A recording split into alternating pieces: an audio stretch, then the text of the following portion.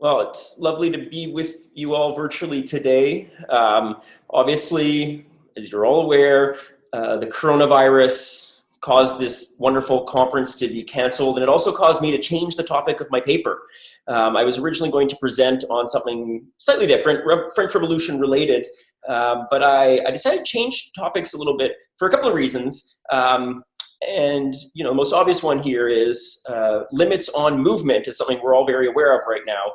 And so I thought I'd talk a little bit about that and this idea of borders, passports, and limits on movement in French history. Now, at the global level, in principle at least, all people possess the right, and here I'm quoting from the UN Declaration of Human Rights, the right to freedom of movement, both within states, and also the right to leave any country, including their own. A so-called right of return also exists in international law in other instruments by which citizens are guaranteed the right to re-enter their own state. Like I said, this is enshrined in international law in the International Covenant of Civil and Political Rights, and examples in domestic law, high-profile historical ones include in Magna Carta from England in 1215, and also France's first written constitution in 1791. And I'll come back to talking about limits and then freedom of movement at the time of the revolution a little bit later. Nonetheless, as we all know, in spite of these highfalutin rights to movement, like today during the COVID crisis, we see lots of examples of people's mobility being infringed. We've seen examples even of countries such as Italy at a certain point at the height of the crisis denying entry to its own citizens, so going against that right of return that I just talked about.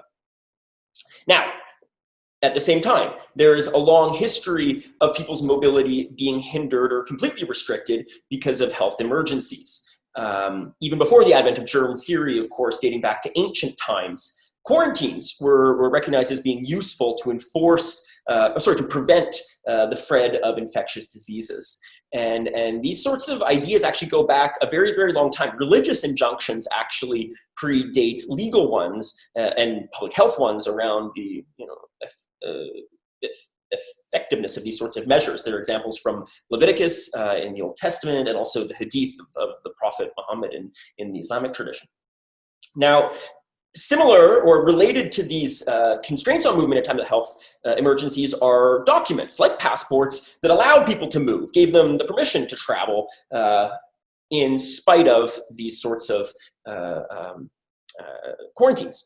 And this is a post from Facebook that my own and Netta's advisor, David Bell, put up a couple of weeks ago that he references a friend of his, and I think this originally came from Twitter. I'm not on Twitter.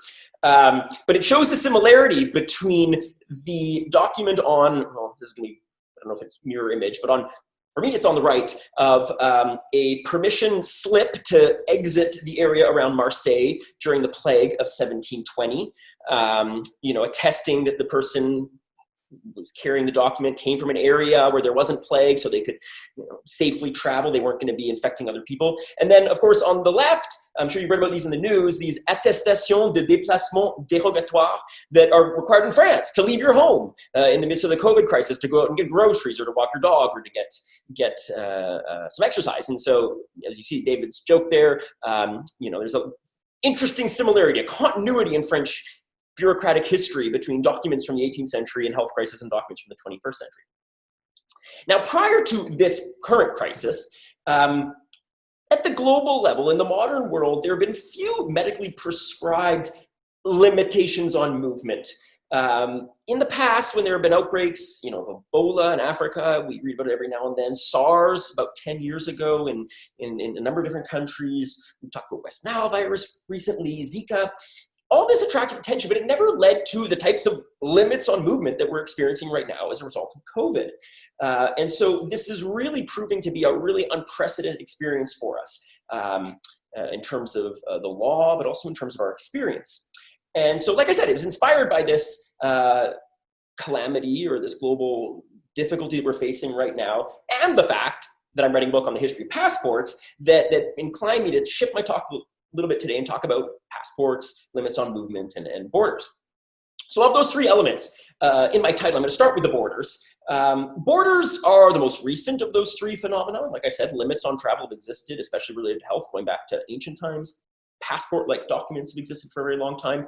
But borders, formal boundaries between states, are a relatively recent phenomenon, and I'm sure many of you are aware of one of the best books on this subject, which is a French history book, Peter Salon's Boundaries, talking about the making of a border in the very modern sense between France and Spain and the Pyrenees. So I won't say much about that, except to suggest you go and read this book if you haven't already. Now on to passports, the book that I'll be writing, and soon enough I hope you'll all be able to enjoy.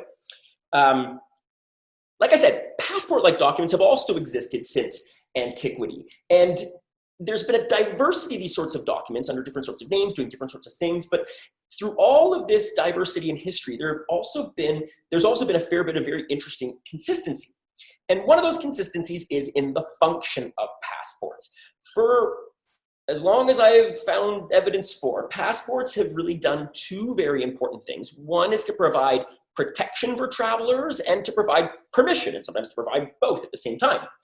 And so a very famous example of this is, this image here is of Western history, perhaps Western history's most famous traveler, Marco Polo.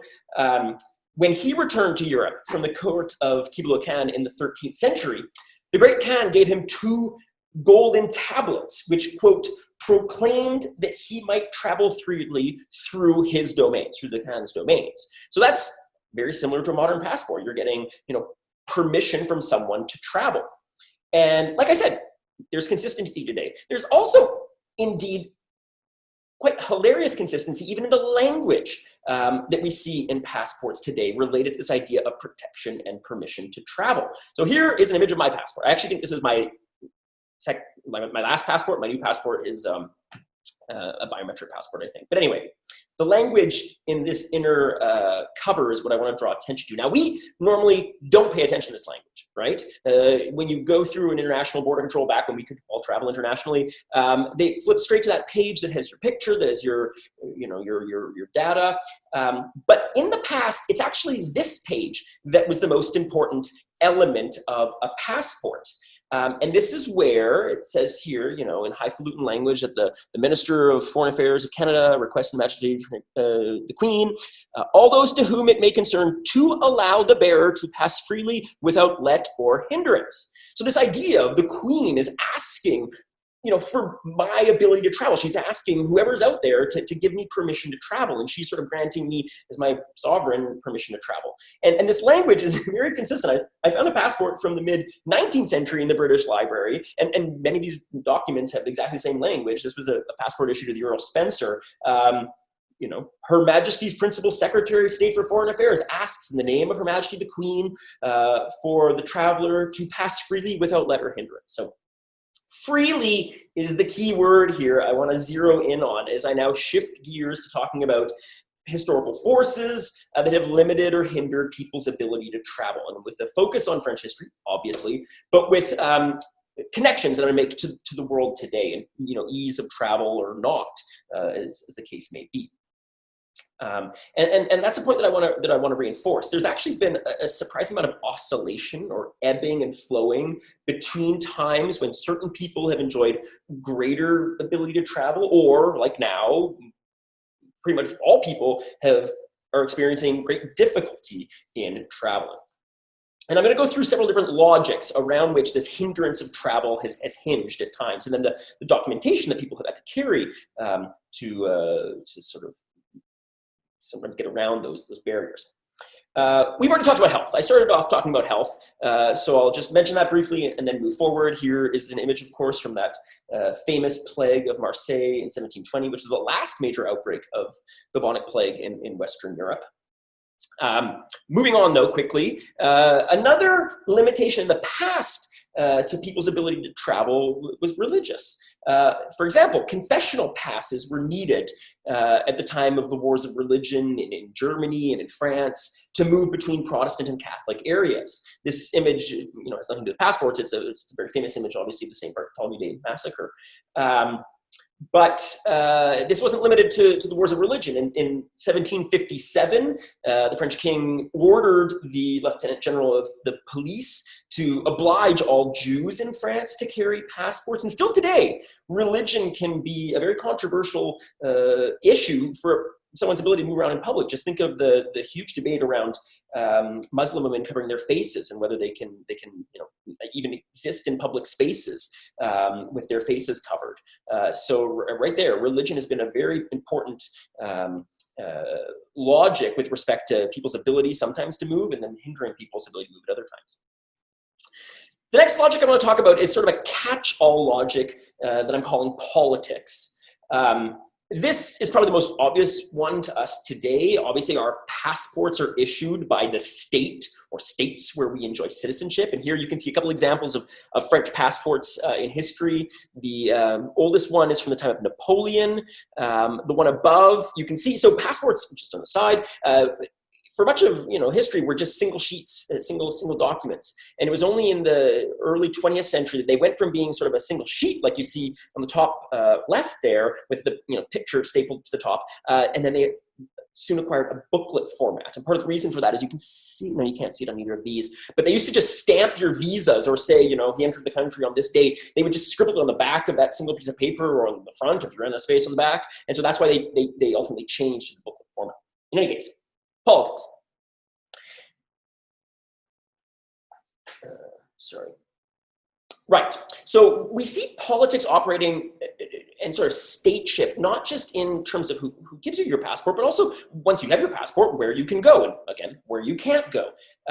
We see like-minded states with historical connections, similar systems of government. They tend to allow their citizens to travel more easily from one to the other.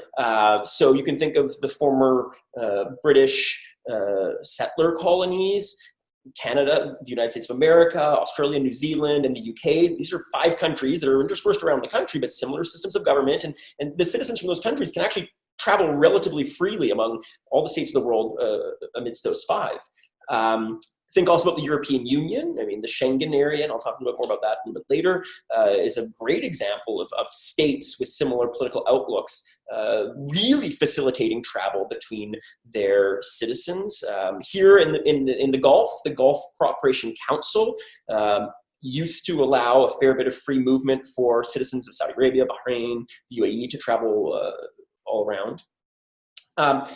Things operated similarly, but also differently in the past. And one big difference in the past, and this still occurs in some countries, but you often needed permission from your ruler both to enter and exit territory.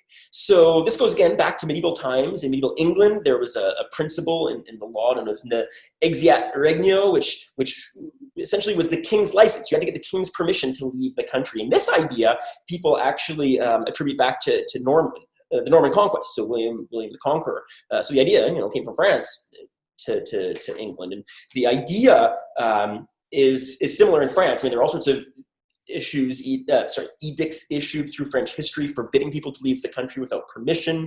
One, for example, that was reinforced by Louis XIV in 1669.